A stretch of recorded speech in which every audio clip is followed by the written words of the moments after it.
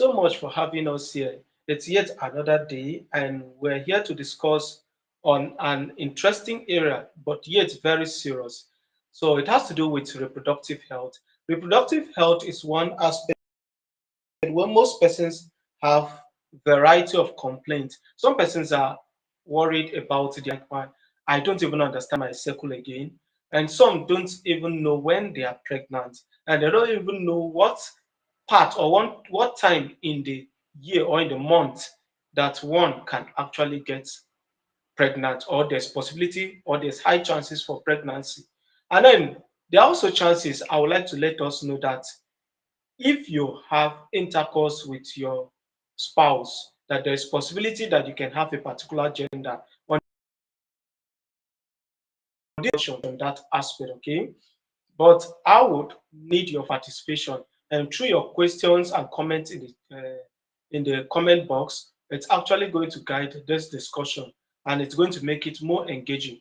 And if you are just connecting to this very channel, this is your first time, please do well to subscribe. If you are, and also give this live stream a thumbs up.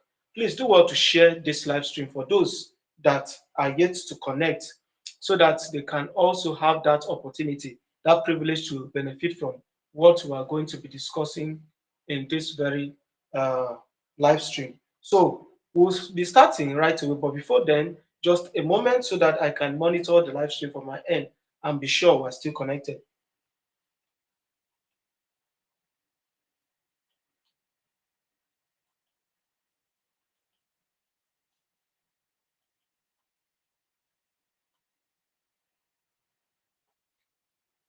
All right, so I'm with us now. So our topic for today is actually the reproductive cycle. The reproductive cycle. Now, what do we really understand by the reproductive cycle? You can't understand the reproductive cycle without understanding some basic terms.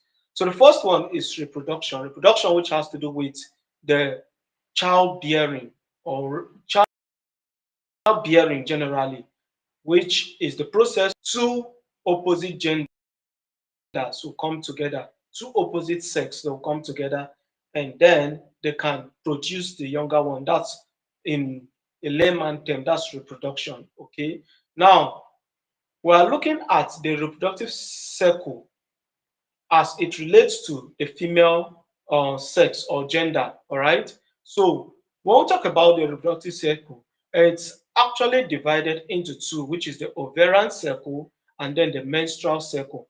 But categorically, in the practical terms, it's divided into three phases, which are the menstrual phase, the proliferative phase, and then we now have the ovarian phase, or the, sorry please, we now have the last one, which is secretory. First one is menstrual phase, proliferative phase, which is the second, and then the last one, which is the secretory phase. But before then, there are some basic concepts we need to actually understand. All right, the reproductive cycle, it's something that comes with the advent of menstruation, the ovulation. So there can't be menstruation and there can't be ovulation until puberty is attained. What is actually puberty? It's that phase of life where one is capable of reproducing, reproducing their younger one. That phase where you are capable to the opposite gender. That's of puberty. So it's the onset of that capability to bear a child. So when we talk about puberty, there are age range for which we can expect puberty to set in. And this age range is measured between the age range of 12 to 14 on the average. That by 12 years to 14 years, a female child is supposed to have attended puberty. But in this our time, it's very interesting that we know that I, in person, have seen a girl of 8 years that have already started menstruating. That shows you that puberty has shifted a bit in some persons. That's when we're talking about individual differences. And then I've also seen instances where a girl child of 17 and 18 have not yet seen her first menses and have not ovulated. Now, there is a term for that first menses. So that very first menstruation is called menarche. All right. So let me write that down for reference sake. So we have menarche, the first menstruation by a female child, the very first one. Then this first menstruation is supposed to take place, we are saying that in puberty, which is within the age range of an average of 12 to 14 years, which I say that in recent time we have had incidences of 8 years child having a first menstruation, which is called menarche. But there are also instances which I've said that someone or a child will get to the age range of 17 and 18 and have not yet encountered this menarche. And that will show you that there is the possibility of balance. There is that possibility of hormonal imbalance. And that's as it relates with either the luteinizing hormone or follicle stimulating hormone. So either of them might be responsible. Possibly the child have high level of testosterone. I know most persons think that testosterone is only attributed to the male gender, but quite interestingly, testosterone is both an hormone that's found in the female and the male gender. So both the female gender and the male gender, they both have testosterone, although at different levels. At different levels. So let's talk about where this particular menstruation ceases. There is a period in life where you will not have any menstruation at all. There is no menstruation. I will call that period menopause. That's the onset of menopause. So please, I will crave our indulgence that we pay adequate attention to this concept, all right? So we said that the first, this one, menarche is the menstruation, first menstruation. First menstruation is menarche. And then when the woman stops seeing her menses, we call it menopause. And that age range is called the menarcheal age or the menopausal age. So the reproductive age or childbearing age is actually measured between the age range of 12, which is the average onset for puberty, between the age range of 12 to 36 years. And then menopause is said to have set in. So let's say childbearing age, 12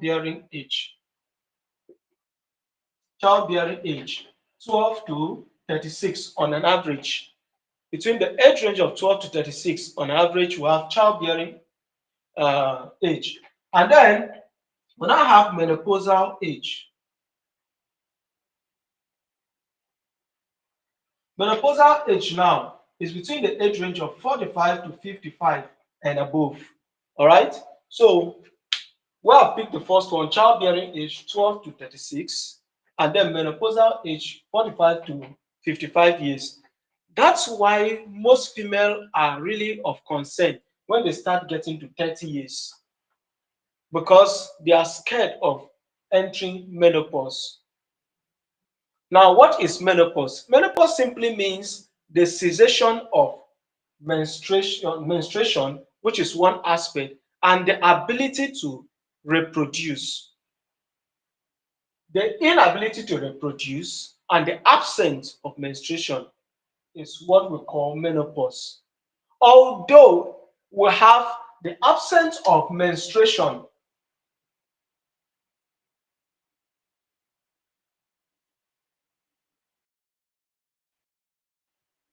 which will not be as a result of menopause, that can be caused as a decline in the hormones of a girl child, an issue with the reproductive system, and then the presence of an infection or a disease condition.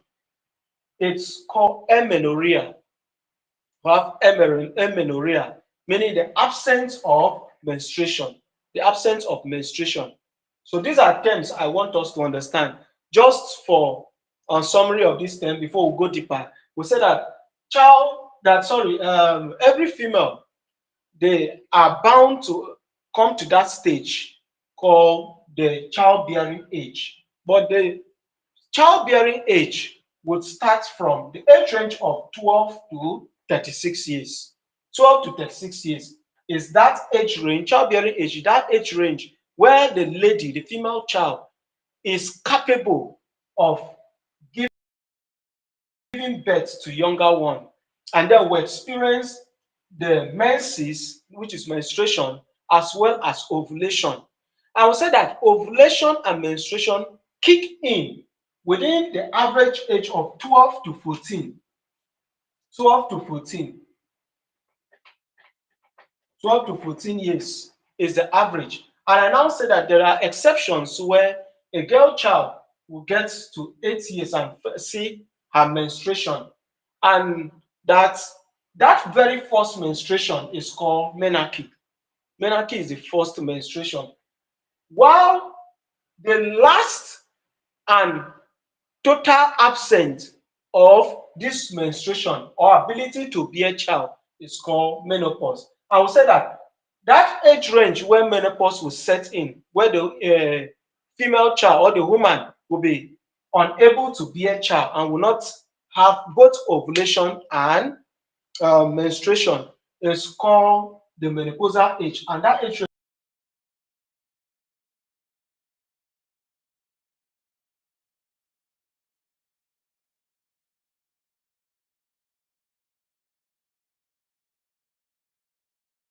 range is 45 to 55 years. If you can get me, let me know in the comment box. It seems my network is having a little challenge over here. If you can get me, let me know, please. It seems my network went off. Please, just in case you can't get me, let me check from this end. Please, just in case you can't get me, let me know in the comment box. All right.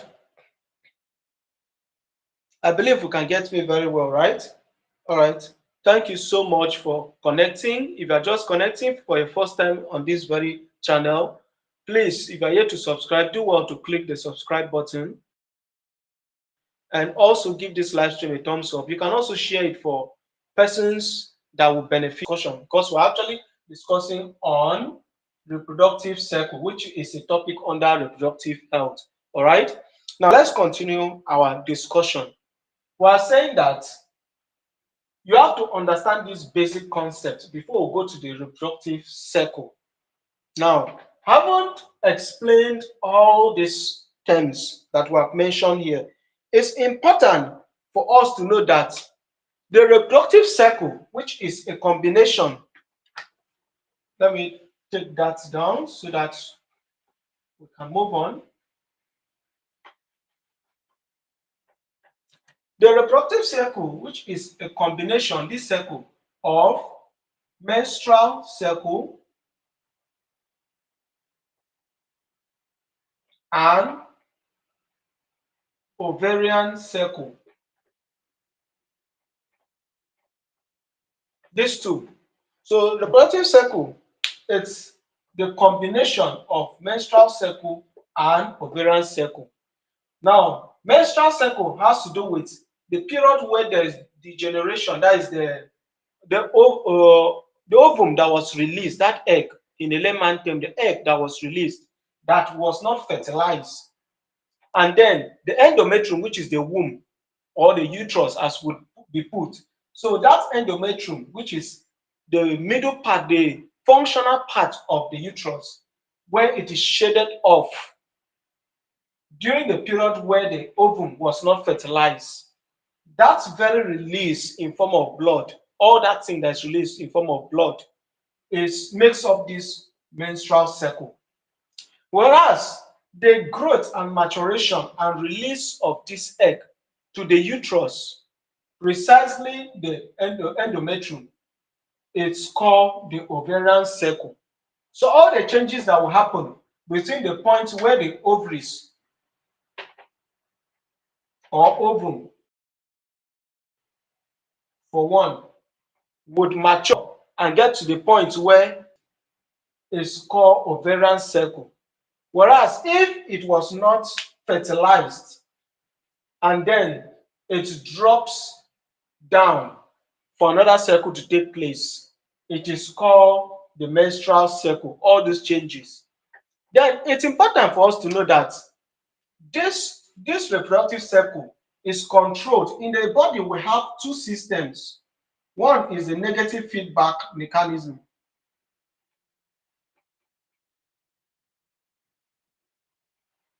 And then the next is the positive feedback mechanism.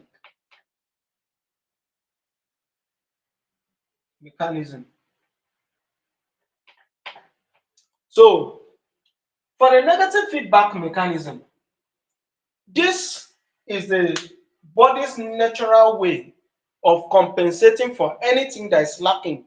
This is the normal pathway where our body functions. So, for instance, if you have lesser water in your system, lesser fluid, there is a pathway response. There is an alert system or alarm system that will be sent to your brain that you are lacking fluid in your body, and therefore your body should make you feel thirsty and then call for you to take in fluid. That system, that particular alarm, that alarm system that controls that response is called a negative feedback mechanism. It is the same thing that has to do with this particular reproductive cycle. When you are in a room where you are having, let's say the room is congested and then you're having difficulty to breathe very well, there is a system that will send to your brain that something is wrong to help you get more air. Is this negative feedback mechanism. Whereas in an emergency situation, it is a positive feedback mechanism. That is where the negative feedback failed. Now, this negative feedback mechanism is controlled by the anterior pituitary gland,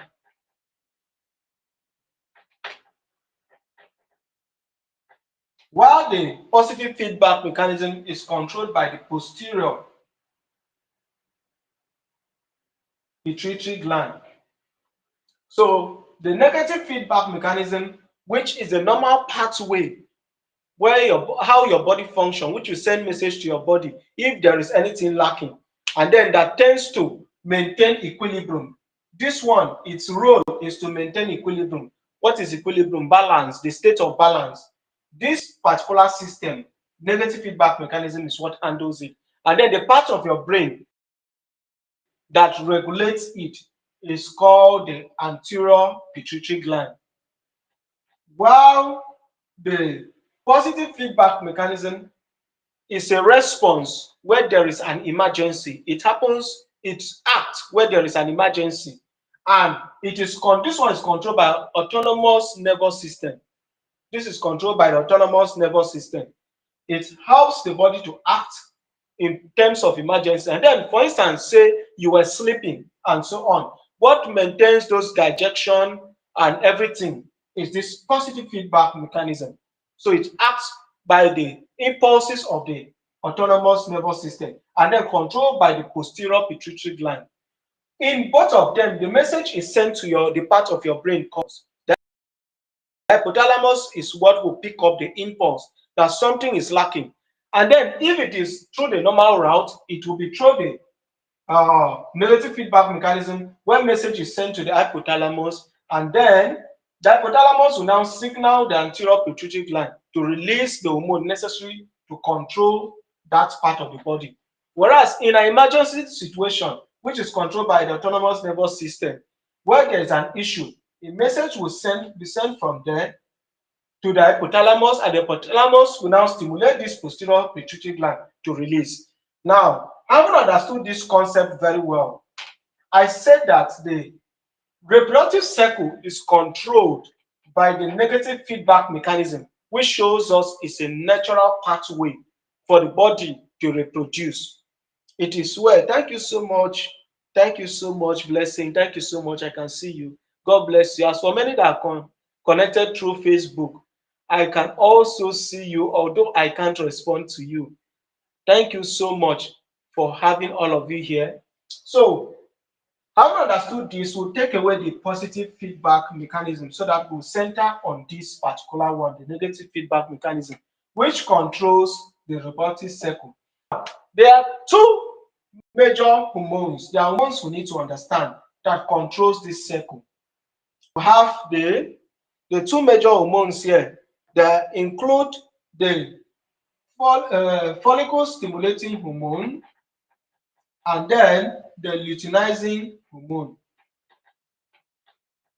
So this negative feedback mechanism, where the lady gets to that age of puberty, which we earlier said was 12 to 14 years, this negative feedback mechanism would trigger a response.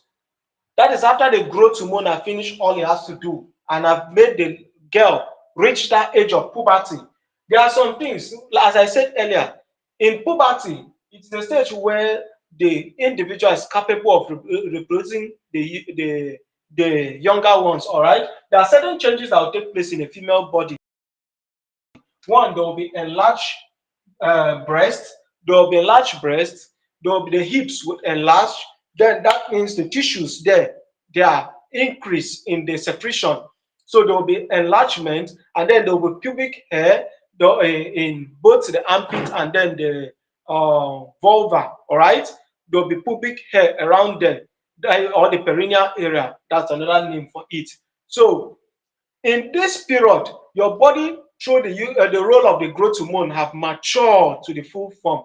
And then this, when it gets to puberty, when that individual gets to puberty, this negative feedback mechanism through the role of luteinizing hormone, sorry a moment, okay, luteinizing hormone stimulating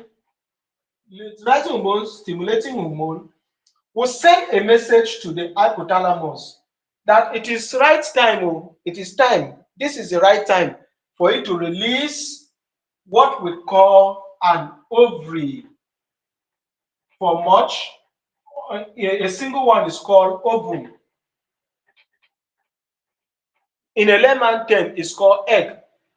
So it will send a message, say, please release an ovum, which is the egg.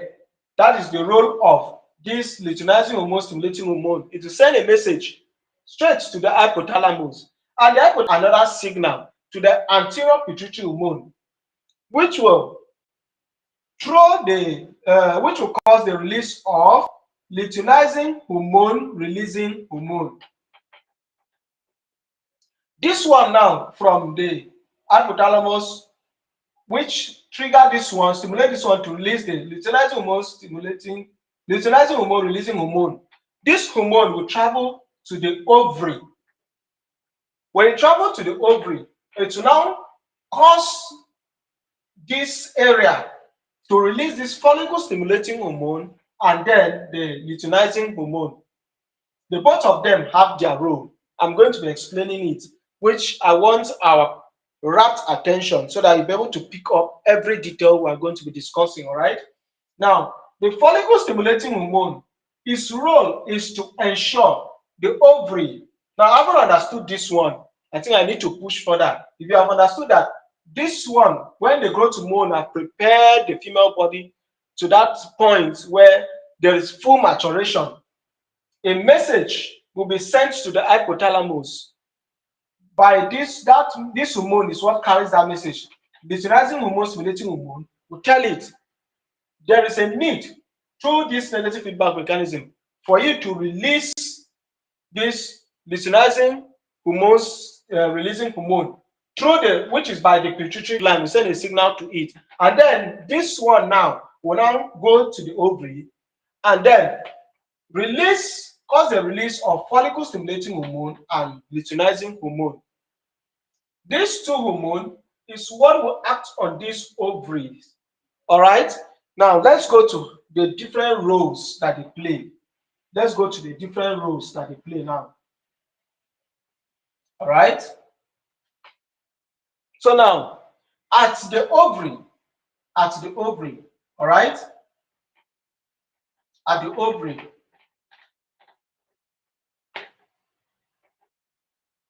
at the ovary.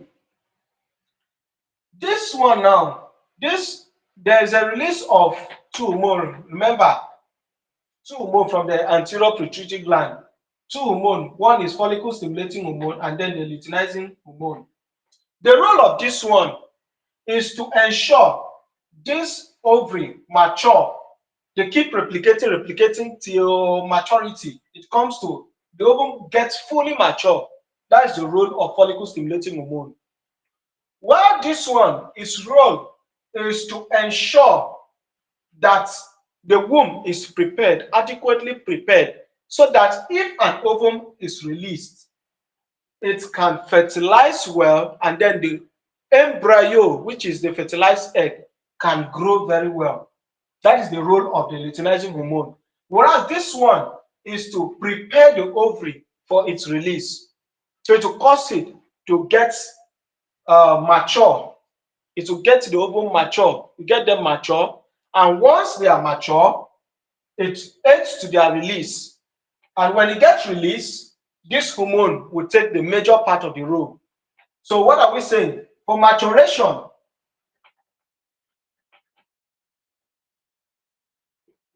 of ovum, it is done by the follicle stimulating hormone. For maturation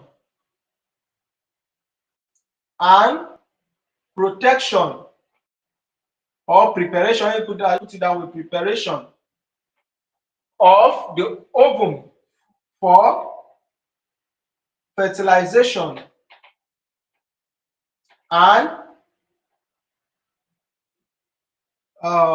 growth. Another word there will be pregnancy. All right. So for this one, its role is by the luteinizing hormone. Please, at any point you don't understand, you can start dropping your questions so that when I get there, I'll take time to address those aspects. All right. So if we have understood this one, that will take me to, because we are getting closer to this menstrual cycle and the ovarian cycle. All right. So this from here, I haven't understood this. That will take me to a broader explanation. Now, remember we said that negative feedback mechanism cause the hypothalamus to stimulate the anterior pituitary to release hormone, which is called the luteinizing hormone stimulating hormone, which will cause the release of this follicle stimulating hormone and so on. So now, when it causes this follicle stimulating hormone to stimulate this ovum to mature, when it's stimulated to get mature and for its release, that process of it getting mature and then released is what we call the ovarian cycle. That's what we call the ovarian cycle. And this ovarian cycle lasts for 14 days. It takes 14 days for this entire process. It takes 14 days for the entire process.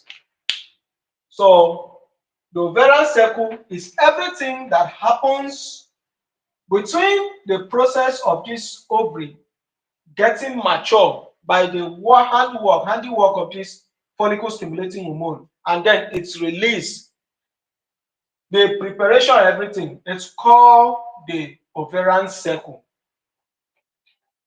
Now, when it is released, there is another hormone that takes over for its protection during fertilization, and then the embedment at the ovary, which is at the uterus, and the specific place at the uterus is called the endometrium. That particular hormone, it's called the luteinizing hormone. And now that will take us to the different phases I mentioned earlier. So let's go to the different phases now. The different phases now. The first phase, phase 1. Most people, okay, let me list them and finish. Then the first one is Sorry, please. I need to take it.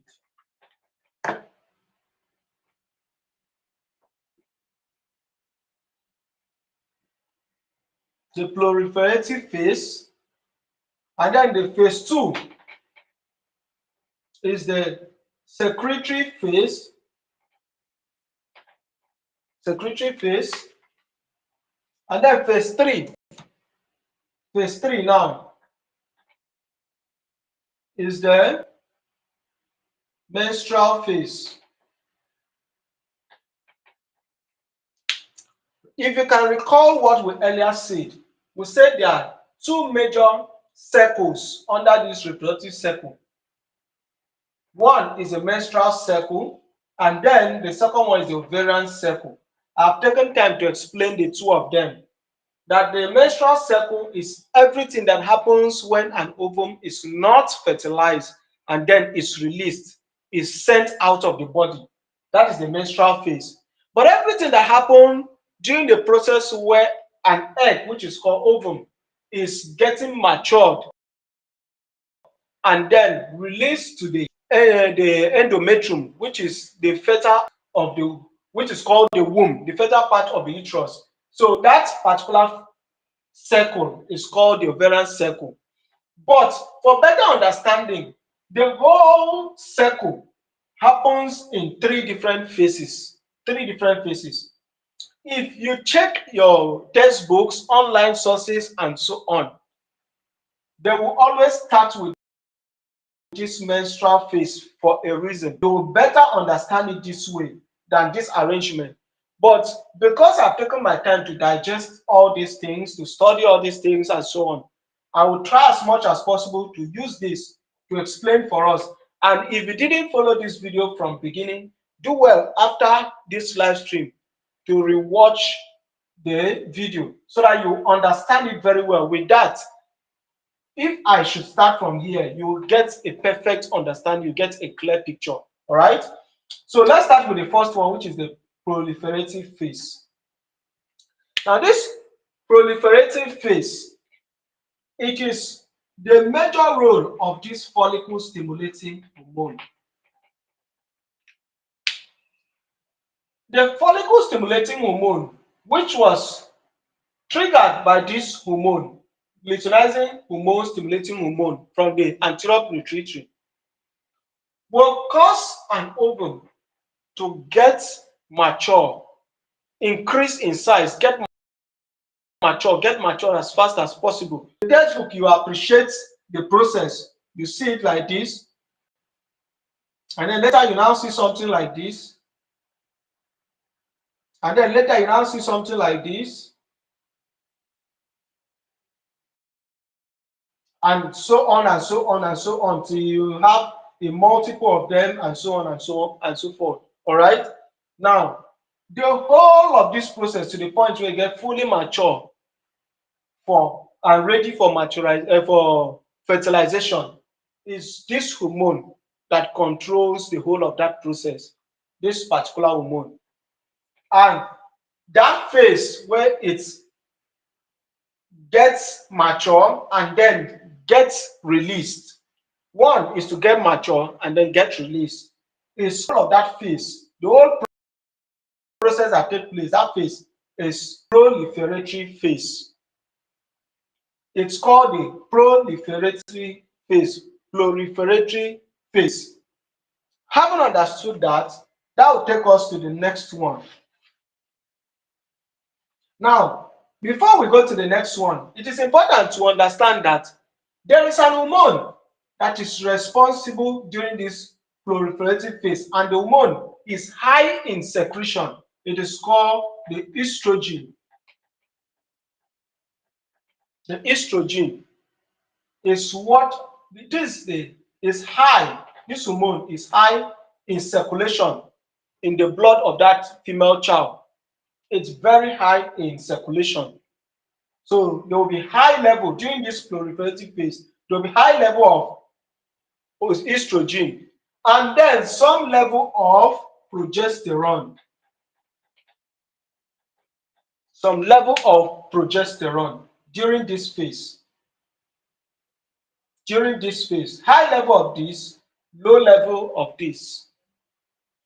In the second phase, which is called the secretory phase. In this secretory phase, the hormone that will be high is called progesterone.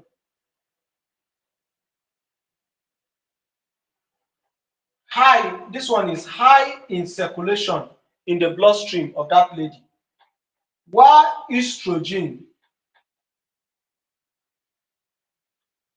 will be a bit of low, not as totally low. Estrogen is not totally low.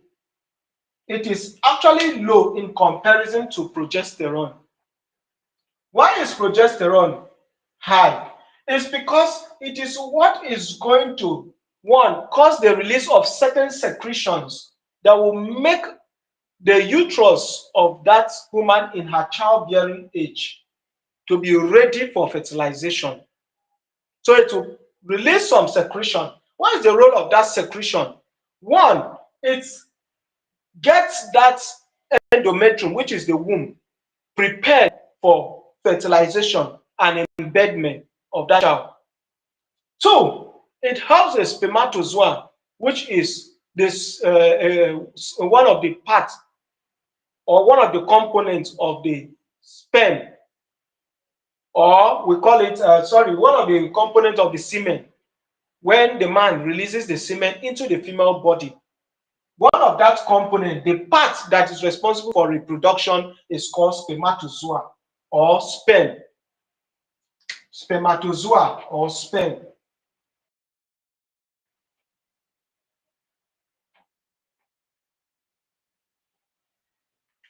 So this spermatozoa, among everything that was released during sexual intercourse, is called semen. But one part of this semen is this spermatozoa, and this is what is needed for reproduction. So the spermatozoa is what is responsible for reproduction. Thank you so much, Blessing. I can still see you there. Thank you so much. Thank you, every other person that are connecting. God bless you. Thank you so much. So this spermatozoa is what is needed for reproduction. Therefore, the role is to make the uterus and uterine tubes to be lubricated and aid the traveling of this spermatozoa to reach the ovum, which is the egg. All right. So when these secretions are high, the spermatozoa will travel very well, through the uterus upward, and then through the uterine tube, and will meet the ovum. And that secretion that makes it conducive for that traveling is the role of this progesterone. And it happens in the secretory phase. Another thing that happens is that it makes the endometrium become softer and then increased in size. And in the medical term, we call it edematous. That means it looks like an edema. If you have seen someone who have had an injury, possibly he or she brushes her feet against a stone, that individual, the leg will be swollen, and then there will be a fluid retention in that swollen part. That particular swelling that have fluid retention is called edema. This OEDEMA. So that is the same way that wound, the other part of the body. Thank you so much, Sophia. Thank you so much for having me here. God bless you. Thank you so much. On today's discussion, Sophia, we are talking about the reproductive cycle, which is a segment under the reproductive health. So the reproductive cycle is a segment under reproductive health. And then we are saying that under it, we have discussed a whole lot, but just so that you can be able to catch up with us, we say that the reproductive cycle is divided into menstrual cycle and then ovarian cycle, 2 cycles. But the 2 cycles happen in phases, which is where we are currently. The first phase is the proliferative phase, which is handled by this follicle stimulating hormone, which will cause the ovum to get mature and then release for fertilization. After that, the second phase is called secretory phase, where some substances are secreted, all right? And that secretion is aided by a particular hormone called luteinizing hormone. And that luteinizing hormone will cause an increase in progesterone, whereas follicle stimulating hormone cause an increase in estrogen. But for this secretory phase, luteinizing hormone will cause an increase in progesterone over estrogen. And then this progesterone will cause some secretion that will make the womb to be able to accommodate fertilization. And we say that it also aids this, makes the environment possible, makes it possible for the sperm to be able to travel through the uterus up to the fallopian tube or uterine tube, or you call it uterine tube. Now, because fertilization starts from the uterine tube and then descend to the endometrium, which is the functional part of the uterus. All right. Now, another name for it is the womb. So this, we are saying again that that womb becomes odomatous in nature, which is it has fluid retention, and that possibility is because of this high progesterone level in the in circulation. All right, and then at the same time, some blood cells will be formed there, blood vessels will be formed there, and then different things, which is making the woman womb ready for for fertilization and embedment. And where fertilization did not take place, meaning there was no sperm to fertilize the available eggs, which is the ovum, the third phase will now happen, which is called the menstrual phase, which has to do with menstruation or menstrual cycle. Now, this menstrual phase, what happens is that if there is no sperm to fertilize the whole of those release that took place, all those blood vessels that were formed, the egg that was released and everything will pour out in form of menstruation, which is the third phase, in form of menstruation. Now, this secretory phase where an egg was released for fertilization to take place, that phase is called ovarian cycle. Now, the two of them, this proliferative phase and secretory phase, the two of them makes up this ovarian cycle. Whereas the process where this ovum was not fertilized and then is sent out of the body makes up the menstrual cycle. It makes up the menstrual cycle. There are some changes now that will take us to another aspect of our discussion. Some changes that takes place during menstruation and then ovulation. What are those changes? So let's start from the aspect of, please, any aspect we don't understand, please do well to type it in the comment box. I will be there to respond to us before we wrap up the live stream or after the live stream. All right. So now there are some changes that takes place. Let's start with the ovarian cycle. When we get to that point, remember the first phase is the proliferatory phase. And then the second one, which happens to be the secretory phase. Now, there are some changes that takes place here. This one may not be observable by the lady. Her body should not see major differences when those eggs are growing, and she will only notice differences when they are released and during this, which is in this secretory phase. What are those changes she will notice? One, if she checks her undies, she will see a release of a whitish thick discharge that is elastic in nature. If she check her undies, she will see a stain of whitish discharge, and then it's thick and elastic in nature. Interesting enough, So that we don't get confused, not all whitish discharge are actually ovulation. Not all whitish discharge are ovulation. So now, how do you differentiate the discharge of ovulation from the discharge of an infection? How do you differentiate it? One, it is important to note that when the discharge is released for ovulation, the discharge, although sticky, although elastic, that is stretchy in nature, although whitish, it does not smell. It doesn't smell. Whereas in the presence of an infection, it may not really be whitish. There might be some form of discoloration, might be a bit whitish green, whitish yellow. It may not be totally whitish. It might be whitish yellow, whitish green, and some may be dark in color, a bit dark in color.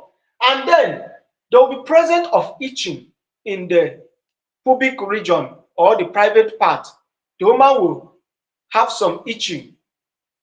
At the same time, the woman will perceive that that discharge is smelling, and then comes with some level of discomfort.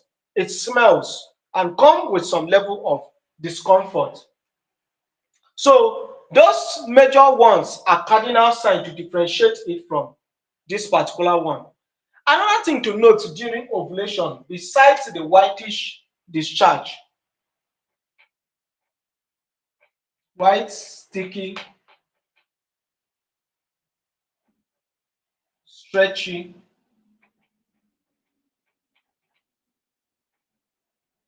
discharge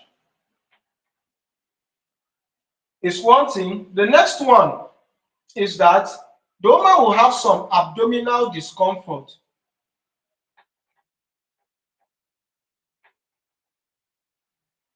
She'll have some abdominal discomfort, lower abdominal discomfort during this ovarian cycle and during the secretory phase where the ovum is released. She'll have some, that during ovulation, she'll have some abdominal discomfort. Another thing to notice is that there will be an increase in temperature.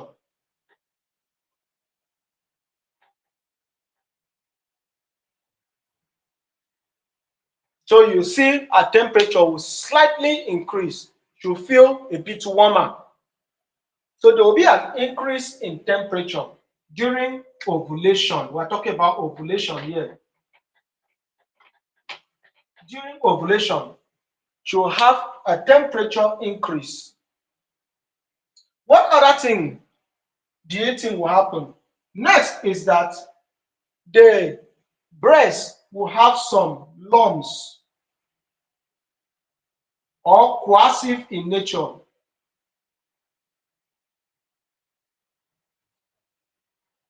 Some instance it will be firm and engorging. In some instance, firm and engorging. It will have some lumps. Now, this will take us to another thing we need to clarify. The fact that there are lumps does not mean that the type of lump we're talking about here is different from another lump which we have in cancers. This one only takes place briefly during ovulation period. During ovulation period, you touch, you feel some things like lumps, or it's coercive in nature. Coercive in nature, you feel it like some lumps. It tells you that you are in your ovulation. But outside ovulation period, you are still witnessing lumps. It tells you something else is forming, especially if you were breastfeeding. You need to check out very fast because that lump might be an indication for a cancer, breast lump. All right, might be an indication for breast cancer. So check it out. So the lump we are talking about here is quite different. It's only within that period. Now that takes us to another thing we must take note of. The duration for this is for any release of an egg, it lasts for only 8 hours in the womb, in the fallopian tube, the uterine tube, awaiting fertilization. It is viable, waiting only for the period of 8 hours. That will take me to that point where I say some persons that are looking for this and so on. What is the role? How important is it to us, this particular discussion? The egg that is released is only viable, only functional, viable for 8 hours, waiting fertilization. And this fertilization period should, for every sperm that is released, the maximum period the sperm body is 24 hours. Sperm released will last in the human body for 24 hours. Now, that will take me to answer a question before we go to the calendar, how to count your cycle. There is something important we must speak here. This for 24 hours. Sorry, please. The sperm lasts for 24 hours, right? And we say any egg release, that egg would last in the human system for 8 hours, awaiting it to be fertilized. Thank you so much, Blessing. I can see you there. Thank you so much. Thank you, Chefia. Thank you so much. So, if this woman have sex or this girl have sex, and it is 24 hours into this 8-hour duration, she will get pregnant. So, let's say the egg was released, and then she had sex 23 hours ago. There is high chances she will get pregnant. She had sex 23 hours ago, egg is just being high chances. Or after she have had ovulation, that's this egg was released, after it was released, and then 2 hours after it was released, there was sex. There is a greatest chance, not even greatest chance for pregnancy to take place. Thank you so much, everyone, for connecting. Thank you so much. So there's a high chance for fertilization to take place as much as to 8 hours after it was released. Now, this is the technical point now. This is just an average. This 24 hours is an average duration where sperm lasts in a human's body. It is just an average. Now, let me take us to something very interesting. The male, which is XY, last in that spermatozoa, which is carrying the male chromosome, last in that human body for 24 to 48 hours. Meaning that if that lady had sex even as much as 48 hours ovulation, there is high chances that she can get pregnant. If she have sex 48 hours into ovulation, there is high chances she can get pregnant too. Because the male chromosome, which is XY, have the life cycle of 48 hours before it will die off. The male spermatozoa, that is a male chromosome. Now, another interesting one. Now, the female now,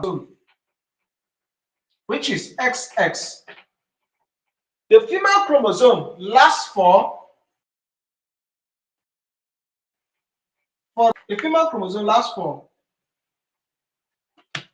72 hours to 7 days. The female chromosome will last for 72 hours to 7 days. Now, this is the interesting part, right? That implies that if this lady have sex 7 days ago, we'll tell you, but I had sex 7 days ago now. That's when I had my last sex before this ovulation. Why am I now pregnant? Which have caused a lot of ladies confusing who exactly is responsible for their pregnancy, especially those ones that are promiscuous in nature. It is because the female chromosome, that's the female part of that spermatozoa, those female chromosomes, they are very strong. This is the difference between the two. They are very strong and they can last for as long as 3 days to 7 days in the human system, waiting for that egg to release, which the egg will say it will waiting for fertilization. The female one will last in her system. That sperm that was released inside her, the female chromosome will last, which is XX, for 3 days to 7 days, awaiting fertilization, awaiting for any egg to be released. That the female chromosome, they are very strong, very, very strong. They can last as long as they can survive any condition. While the male one, they are very fast than the female one. The female chromosome are sluggish in nature. That's why they last long. They are sluggish. While the male one, they are very fast. I'll explain what kills them and nothing that kills them. The male are very fast, and so they will die out very fast. The faster they come, the faster they die off, which is 24 hours, which is 1 day to 2 days, 24 hours to 48 hours. It is interesting to know that with the constitution of the female body system, during this phase, secretions around her, that period, they are highly acidic in nature. They are highly acidic in nature. While that of the male, the sperm is alkalinic in nature, which is two opposite. All right. In measuring alkalinity, we have 1 to 14. 1 to 14, and 7 is the middle. This 7, 1 to 4, so 1 to 7 here is acidic, while 7 to 14 is alkalinic. All right. That means that the sperms that are up to the uterus are not that much. That's why, yes, among all other sperms that were released, thank God you were the one that luckily finally reached your destination and then you could do your work, all right? Because this acidic nature of the female reproductive tract during this ovulation is highly acidic. A greater number of sperms that were released, and guess the ones that will die off first? It is the male, because they are faster, so they will encounter most of the challenge compared to the female ones. So that means if the male sperm is not highly alkalinic in nature, that's one of the reasons why some people suffer infertility. Not that the woman is not fertile, but the man's sperm is not alkalinic enough to survive to get to the point of meeting the released egg, which is the ovum, for there to be fertilization. So therefore, because it is not alkalinic enough, the acid will neutralize them. It will neutralize them, and then they will die off. This explains a greater reason why some people suffer infertility. Not that the woman is not fertile, but the man's sperm is not alkalinic in nature. It's not alkalinic enough. And some of those things that reduce alkalinity are extreme sugary stuff, male that have infection, and then again for the female side, if untreated infections are there, they can reduce this acidity. The use of this acidity is to kill infection or any foreign thing that will come close to the womb. That is the role of this high acidity of the vagina. All right. Having explained that, we would move to another interesting part. At least we have understood these changes that takes place during ovulation. So just by way of summary, we'll say that one, there will be a discharge that is whitish in nature. It is sticky and stretchy or elastic in nature. And you'll see it in your undies, it will stain you. The next one is that there will be abdominal discomfort, lower abdominal discomfort, the brief one. During this period, you have lower abdominal discomfort. The next one is that your temperature would increase a bit from the normal. You feel there is a temperature increase. Please, if you are still connected and you are enjoying this very discussion, let me know in the comment box. If you are still connected, you're actually learning, you are catching up, and then there is a better transmission, let me know in the comment box so that I'll not just be assuming we're all connected and then network have locked us out. Please let me know in the comment box. The next thing is that in the breast, there will be some lumps. There will be some lumps. It will be lumpy in nature and or coercive in nature. And then the nipples or the breast will be a bit firm and engorging. And then physiologically, the woman will be the libido will increase during this period. Libido will increase. I didn't add that earlier. Increase in libido. There will be an increase in libido. The libido will increase. Some people call it, what's the name? They say that you are in the, for animals, it's called heat period. So in a layman, they will say heat period, all right? So the libido, there will be high urge to have sex during this period.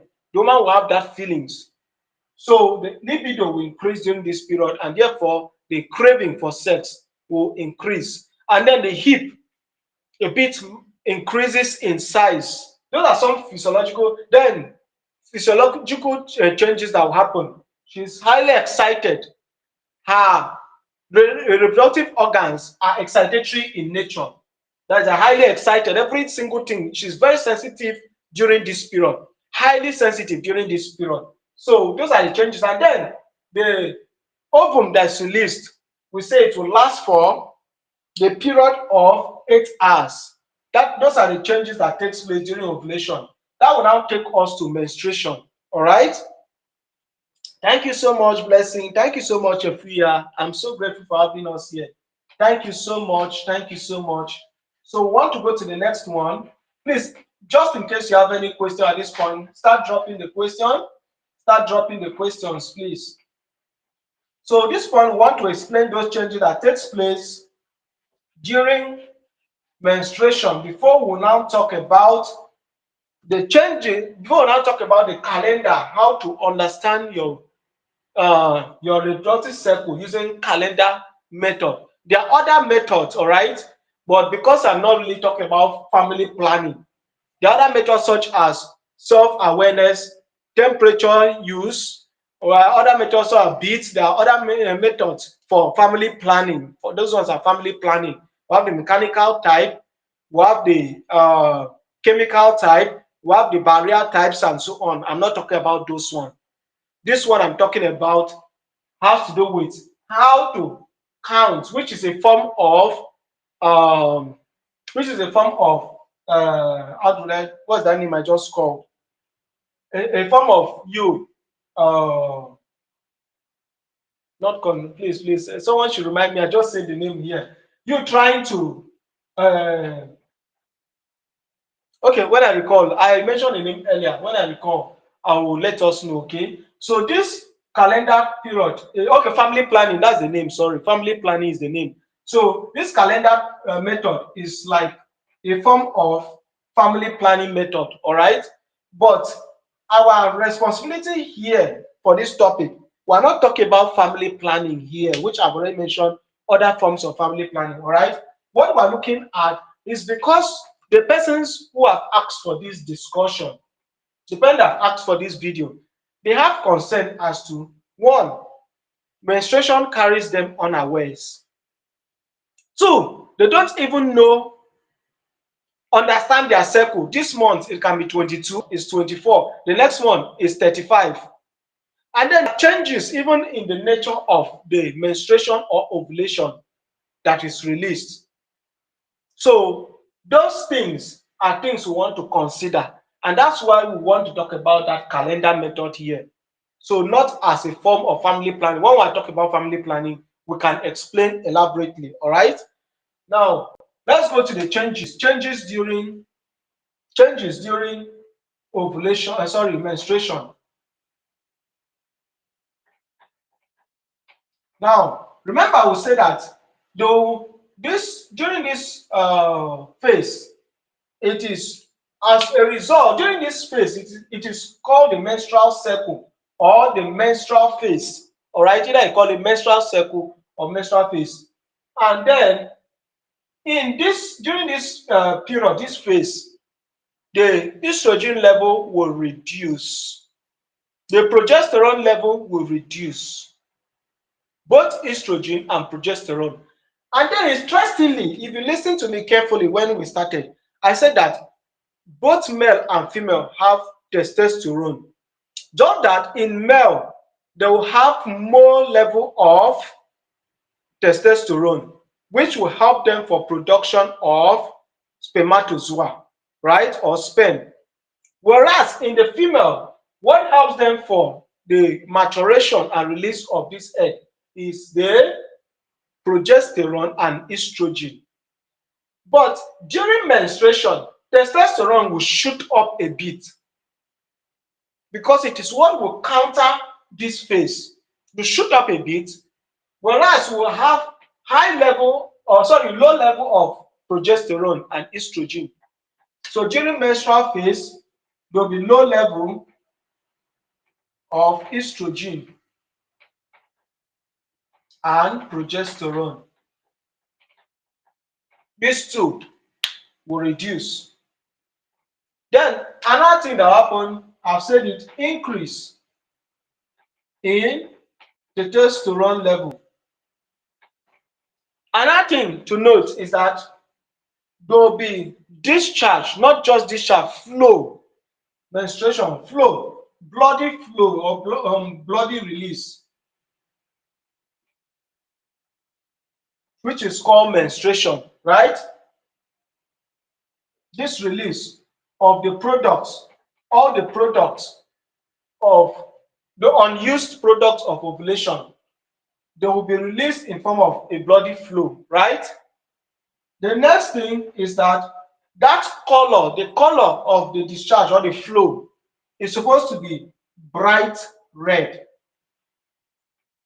It is very important to know this color because in the abnormal physiology, which is the abnormal functioning, there is another color which is dark red. Bright red is supposed to be the color. Bright red. In the first 2 days, the flow, heavy flow, for first 48 hours, which is 2 days, there will be that heavy flow.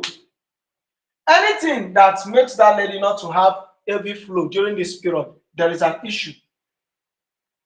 Maybe infection, maybe hormonal in nature. Anything that makes the color to be different, either darkish in nature, really dark in nature, or dark red in nature. Some people can be very dark.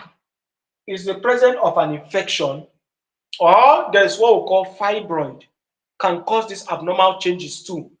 Fibroid can cause these abnormal changes too. So an infection can cause it.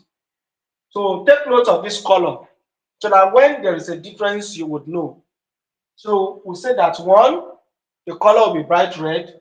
The flow will be every first 48 hours. Sorry, it's then there will be that bloody release, and then increase in testosterone level, the low level of estrogen. For the breast, now this is what happens in the breast. It will be lighter. Now you will not see those coercive stuffs in it again. Those lumps, they will be absent. It will be soft and tender. Soft and tender. The breast will be soft and tender. Another thing to note, thank you so much, Sophia. Thank you so much. Thank you so much. I want to believe we are still connected. Thank you so much, everyone. I want to believe we are still connected. Now, the nipple will not be engorging. It will not be engorging here in this part. Not engorging. All right? And then another thing to note is that she'll be less sensitive compared to when she's ovulating. When she's ovulating, there are places you will touch her. She'll be very sensitive and ready for sex. Whereas during menstruation, she'll be less sensitive for that response. There can be some alteration in some ladies. Those are exceptional cases. Those are exceptional cases.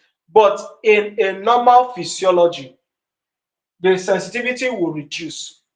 And then the libido will reduce compared to when she's actually ovulating. The libido will reduce. A bit reduction in libido. There will be a bit reduction in libido during this phase. So I want to believe we have really understood these changes. If we have really understood these changes, that would take us to another part of our discussion, which we are closer to the last part of our discussion. Now is, how do I calculate my cycle? How do I calculate my cycle?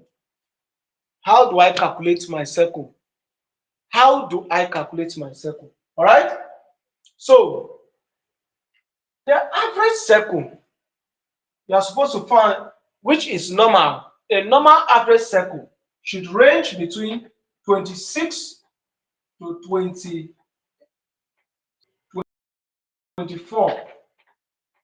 Some people say 24 to 28 days. Meaning that if your cycle is not among these two, there is an issue. There is an issue. Any cycle of 22, let's say 20, 18, and so on, 22, 30, 32, even up to, this is abnormal. All these ones are abnormal. If your cycle is below 24, whether 23, 22, 18, and below, there is an issue. If it is 29, 30, up onto any number, some people 40, there is an issue in that cycle. What are the common things that can cause that issue? Hormonal imbalance, infection. So if we have hormonal imbalance,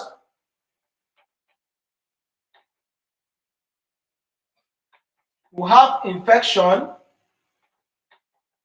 we have use of contraceptive. Certain contraceptive can cause this. Family planning methods.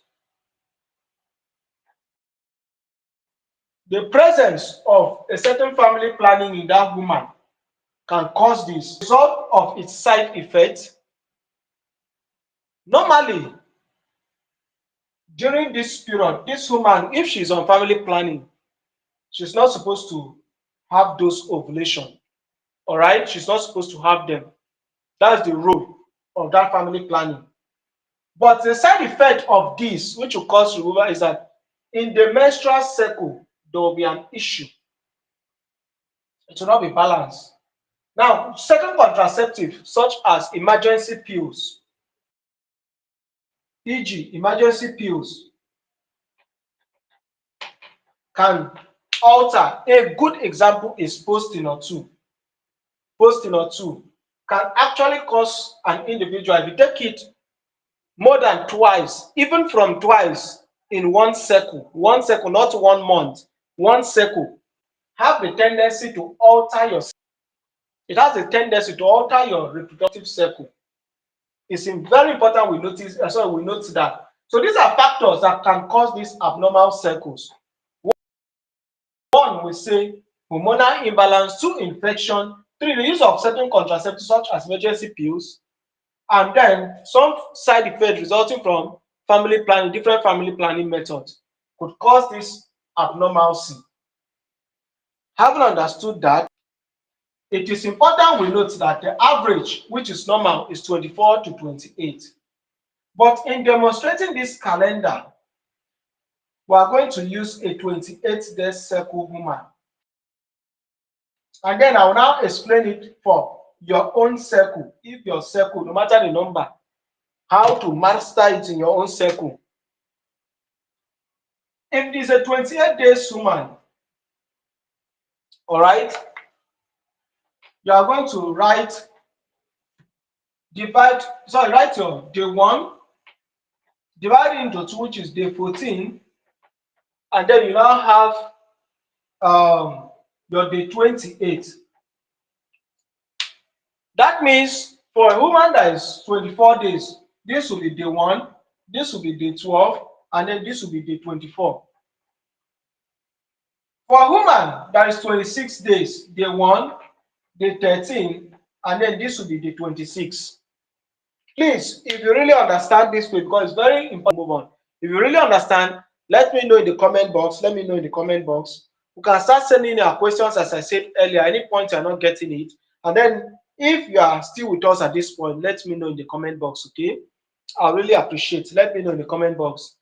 So we said that we're using 28 days human, 28 days cycle. All right, and I'm saying that for normal cycles is 24 to 28. But if your cycle is 28, you write 1, 14, which is a half of 28, and then 28. If it is 24, 1, 12, 24. If it is 26, 1, 13, and 26. I haven't understood this ahead at this point. So I said we are going to use 14 days human. All right. This point is where ovulation will take place. This point is where menstruation will take place. This is where menstruation will take place. All right.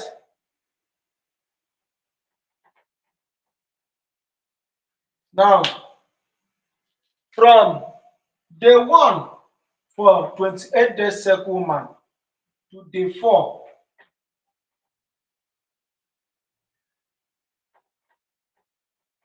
will give us the menstruation. These are the days she will encounter the menstruation. From day 5 for this woman to day 10 is a safe period.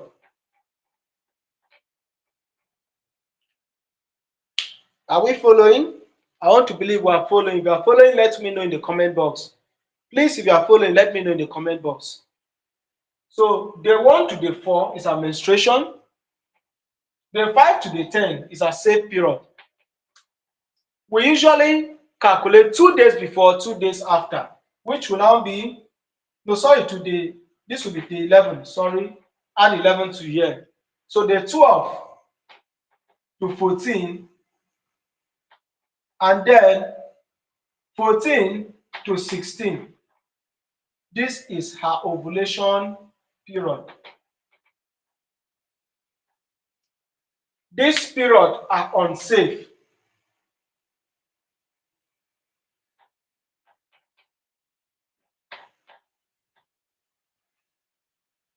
Now we now have the 17 down to 28. This is another safe period.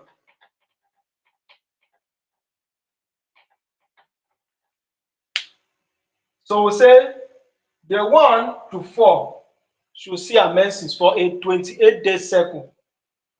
The 5 to 11 is safe for her.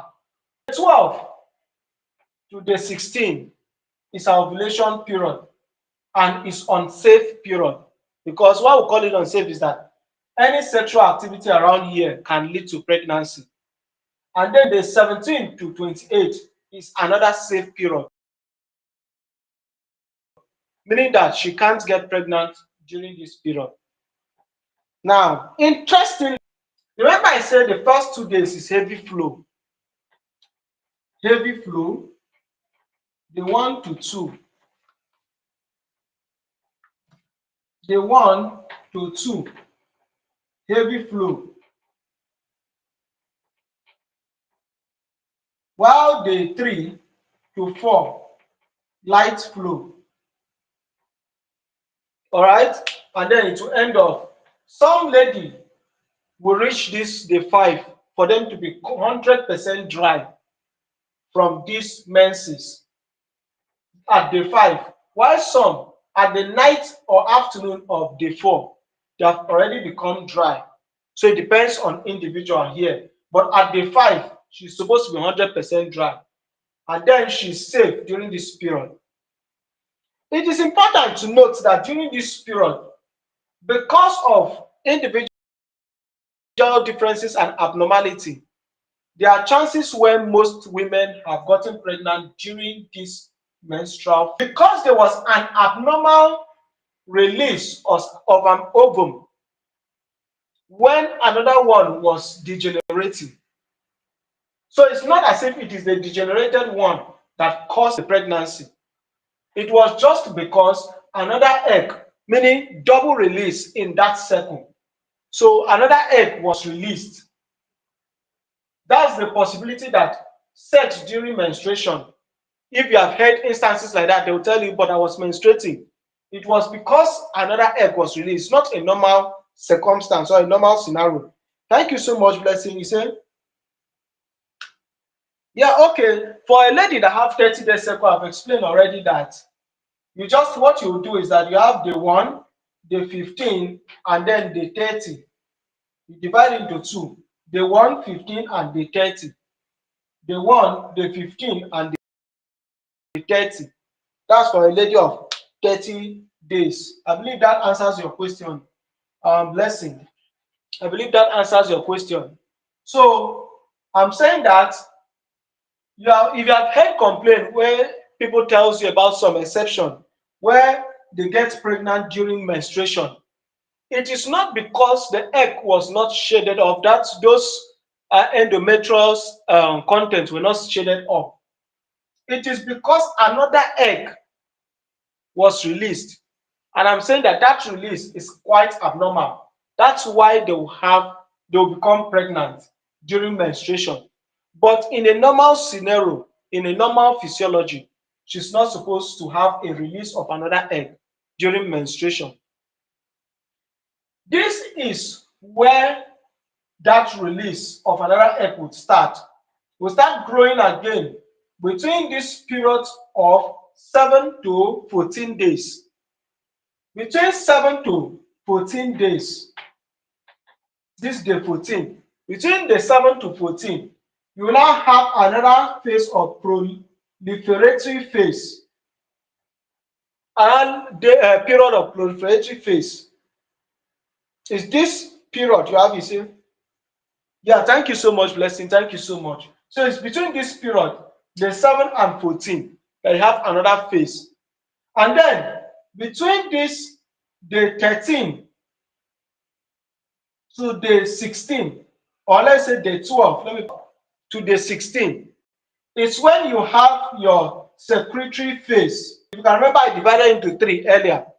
So the first phase, which is proliferative phase, which is where a particular egg by the role would get mature. It is in this day 7 to day 14 that that scenario will take place, that process will take place.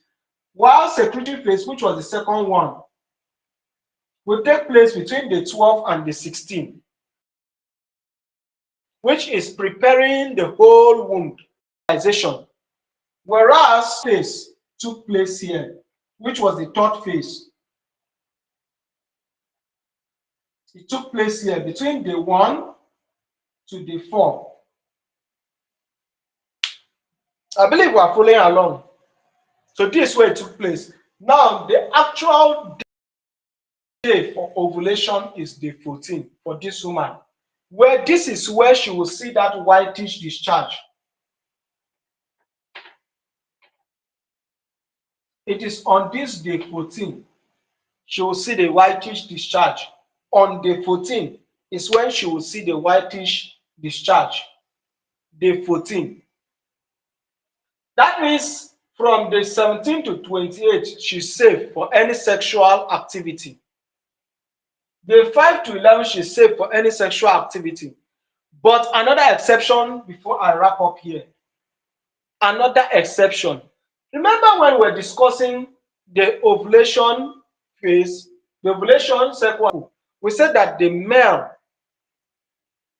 chromosome of the spermatozoa that they last for 48 hours. Meaning that if she have any sexual activity during day 12, if you calculate, don't forget ovulation happens on day 14 for a 28-day woman cycle, for a woman of 28 day cycle. So if she have any form of sexual activity during this period, the sperm will last up to this day 14. And then if egg is released during this day, fertilization will surely take place 100%. But for the female chromosome, which I told us lasts for 72 hours, which is 3 days to 7 days, if anything happened 7 days before this, no, not 7 days, just say, yes, 7 days before, 7 days before, 7 days, which is from day 7, 7 days to here, and then 7 days after day 14. Meaning that in rare occasion where that male have a strong female chromosome, day 7 up until day 21, day 7 up until day 21, there is possibility for pregnancy to take place. Day 7 to day 21, there is possibility for pregnancy to take place. And I said that these ones are in rare occasions. These are rare occasions, which is 7 days plus, 7 days minus, 7 days minus, 7 days plus. All right? While this other one, which happened during menstruation, is because of abnormal release of extra egg. That is why she gets pregnant during menstruation. But when she gets pregnant 7 days before ovulation, is because what was responsible there is this female chromosome of that spermatozoa, which lasts between 3 days to 7 days. But on a normal day, it is this day 12 to day 16, which we are using the male chromosome to measure it, that 2 days after, 2 days before, she can get pregnant because of the male, which lasts for 24 to 48 hours. But in those abnormal cases for the female, is 7 days before, 7 days after. Meaning that the safest period for this woman, safest, which means there can only be 0 pregnancy, is day 4 to day 7, or let's say day 6, day 4 to day 6, and then day 22 to day 28. No chances at all for pregnancy. There is no chances. Now that takes us to that question: if you want a male or female child. If you want a male child, if you want a male child, meaning that this your day 14 of the actual ovulation, you must have sex as a couple 2 days before this ovulation, or that is between 2 days before or 2 days after. Meaning that anything after 2 days after this day 14, anything beyond 2 days after day 14, it will likely not be a male child. Anything before day 12 to day 14, it will not be a male child. It's going to be a female child. And then where any sexual activity takes place between day 21 to day 28, you will not get pregnant. Or between day 4 and day 7 or day 6, you will not get pregnant. So I believe this have answered those questions for those persons that say, when do I meet my husband?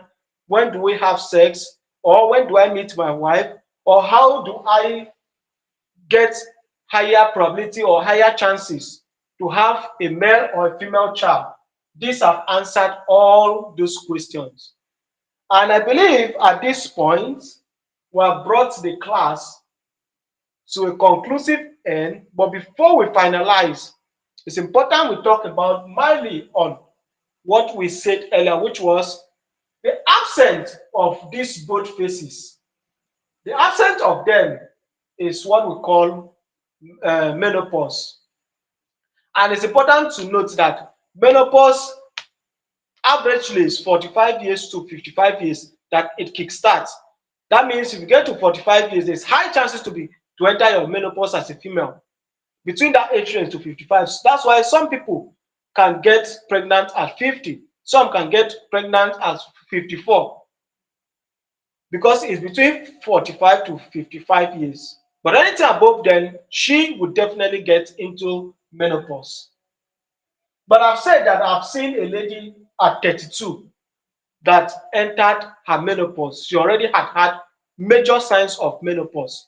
What are those signs to tell you that you're actually in menopause? I will make another class where we talk deeply into each of those things. But just in summary: 1, hot flushes. 2, temperature changes, spikes, mood changes, absence, which is amenorrhea, total absence of menstruation, or longer uh, periods between when you used to expect your normal menstruation. Irregular menstruation, which are the early phases. Irregular menstruation, it might either be scanty or it takes longer time before you see the next menses. Sometimes you may even feel you are pregnant.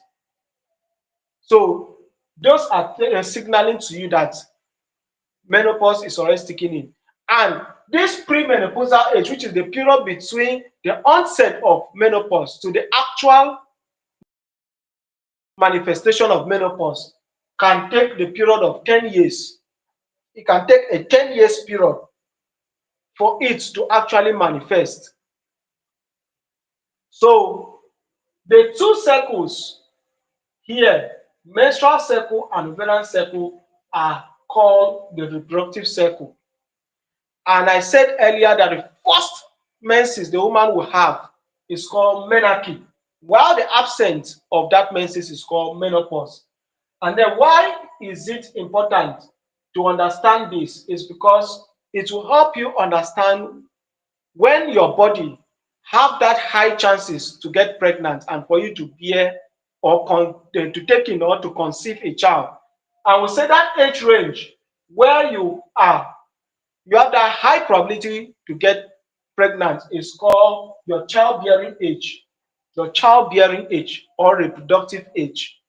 And then for the onset of this menstruation or ovulation to take place, it is the age of puberty, which is 12 to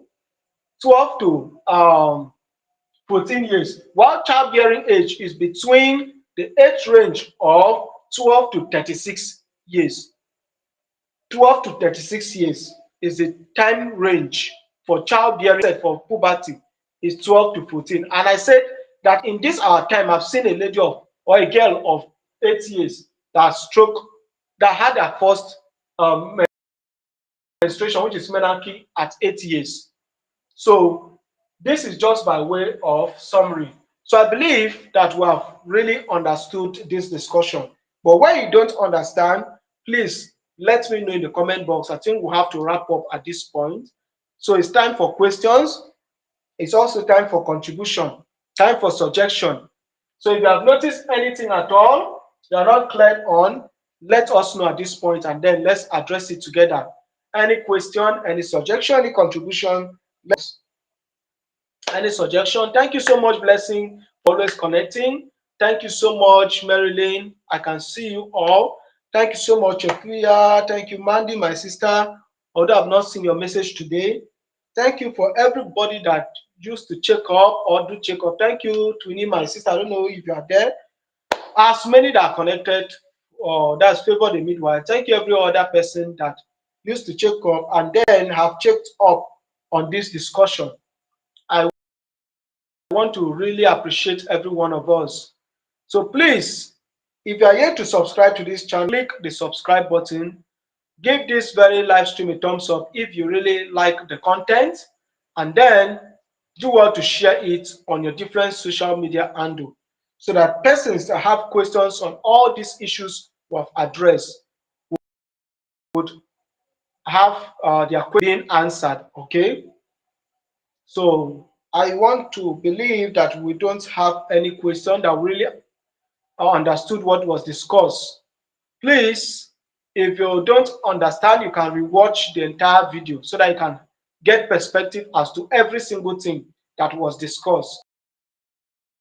You can actually rewatch the live stream. Do well to rewatch it. All right, in the absence of any question, any suggestion, any contribution, I would like to say I appreciate everyone that have come through and have stayed on this very live stream, even up until this very point. I look forward to that very moment where this channel becomes your most favorite click. But for now, stay blessed and see you on subsequent live stream and also as you engage on other videos. God bless you.